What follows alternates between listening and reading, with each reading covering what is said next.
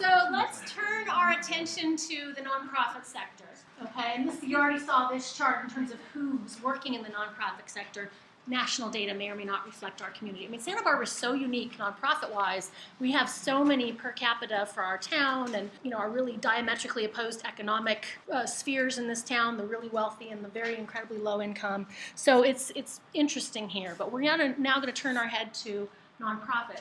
I wanted to bring the idea of social justice to this conversation. I know not all of your organizations do social just causes, but I think that thinking about what social justice means to the generations is relevant because most people do not enter nonprofits because it's going to get them a corner office and a really high salary, right? They enter this work because it makes a difference somewhere.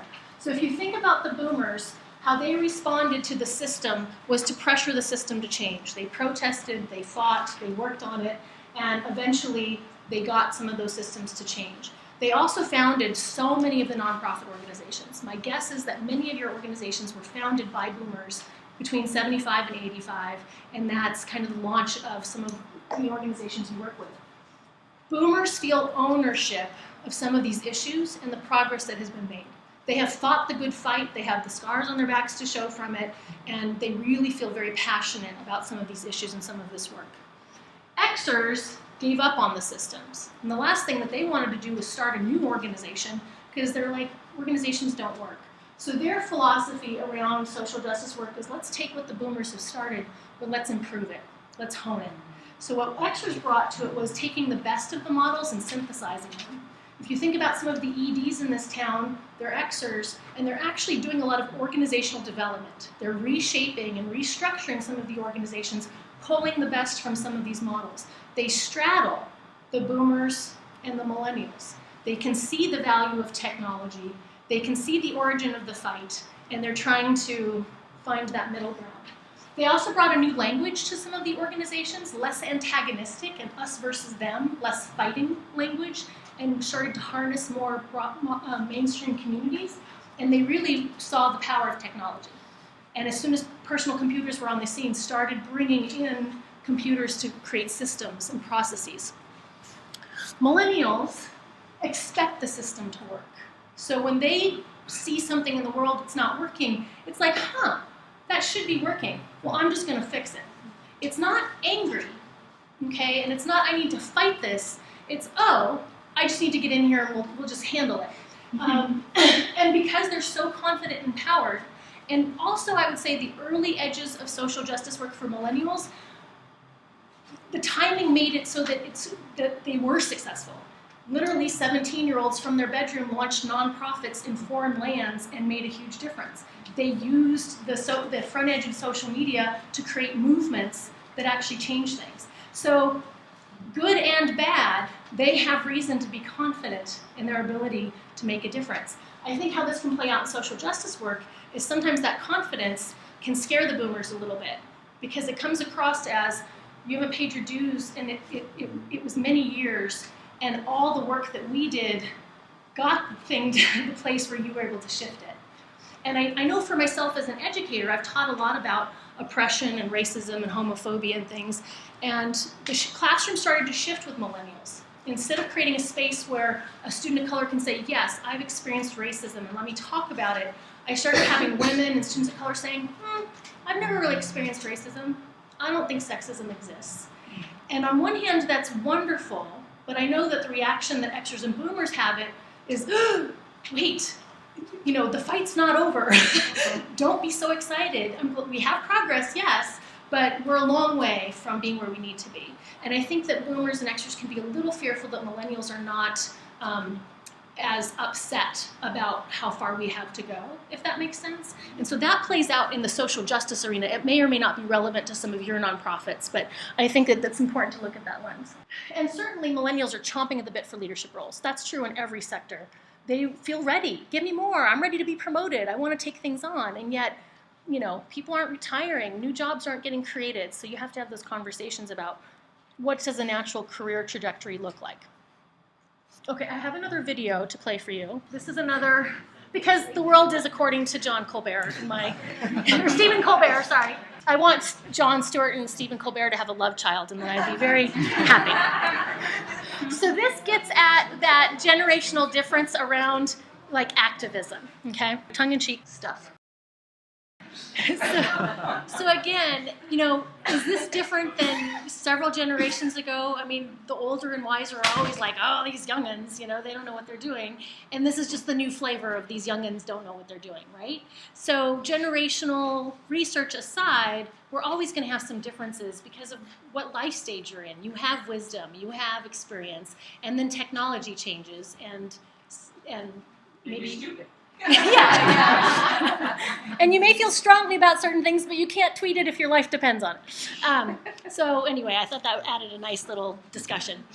Now let's segue to managing multiple generations in your input. And this is whether you're supervising them or if you're thinking about your board and your volunteer base and all that, what are some things that you can do?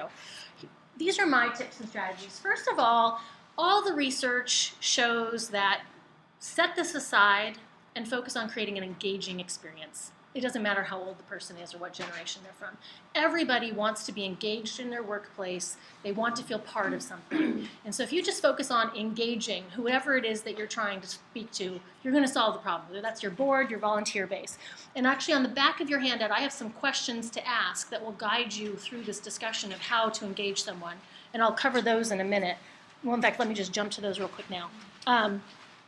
These could be your one-on-ones or a focus group. But, you know, tell me about your passion for this work or this issue or this, you know, this organization.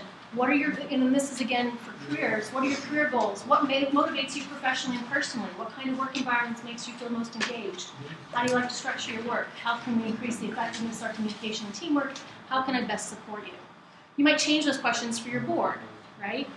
What motivates you to donate to something? What gets you involved? What kind of voice do you want to have in the organization?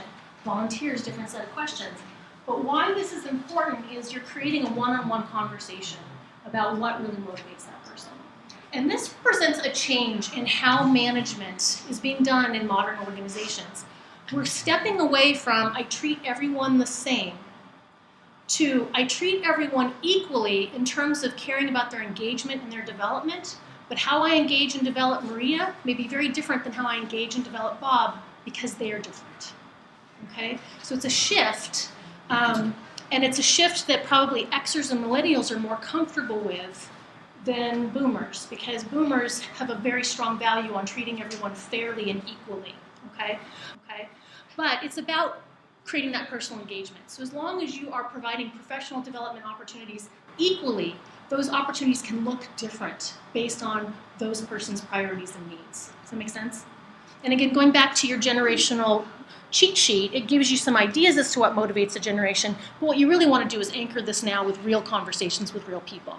Going back to my previous slide, understand and appreciate generational differences. You've started here. I'm going to give you a resource sheet that has a lot of great books, reports, and articles if you want to continue your learning in this area. And many of them were the sources for my presentation. Attentionally attend to diversity, and not just the differences in terms of generational styles, but all the other diversity that exists in your organization. And those questions will help you understand the rich diversity that exists. Harness and maximize strengths. I'm going to talk more about that in a second, but each generation has a strength. Find ways to bring that forth. Everyone benefits from training and development, including training on this topic. If you think generational communication issues are playing out in your organization, you can even have this kind of presentation. And the kind of conversations we just had, it can bring those to the surface, and people can start coming up with solutions and finding pinch points and figuring out how to move through them. So I really believe this topic can be on the table as something to talk about. Tend to natural tensions. We've already kind of identified those, but there's ways to maximize, smoothing that out.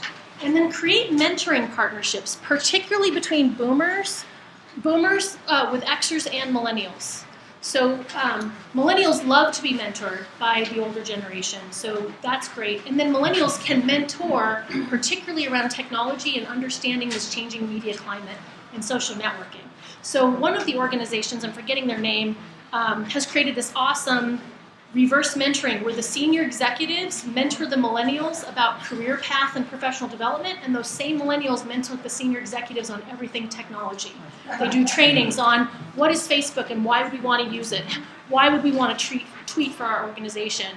How do we want to use Spotify? Harness that, the innate comfort that millennials have with technology. They literally breathe it. Okay, so then getting into assets. These are the strengths of each generation. Boomers are dedicated. They will work to the bone. They will stay focused. They will stay loyal. They're good team members. They're optimistic. They're future-oriented. They really are experienced and knowledgeable. They have a long career to bring to the table. And they're very committed to customer service. Particularly boomers are tuned into how people experience a product or something. And so your boomers are going to be tuned into your members or your clients or your customer base. Gen Xers are known for their adaptability, their tech literacy in terms of seeing how the different technological pieces can fit together. Very independent, willing to question things. They're going to be your problem solvers. If you've got a problem to solve, put your Xers on it, okay? Because they are not attached to the way it was. They really can innovate new solutions.